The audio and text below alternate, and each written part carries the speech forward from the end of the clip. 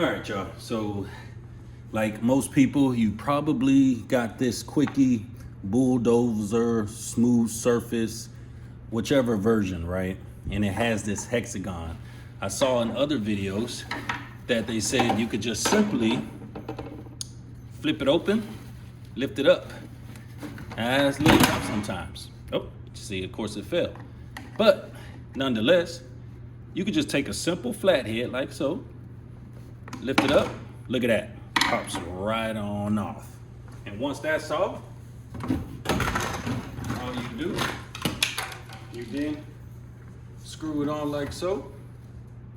Okay, get it on in there, screw that on in, okay.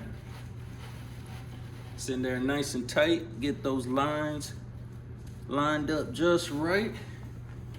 And then you take your cap and you bring the cap here, okay?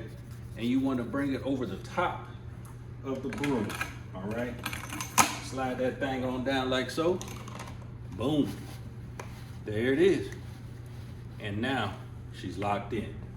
But instead of using your hand, you can also use a flathead, simple little pop, all right?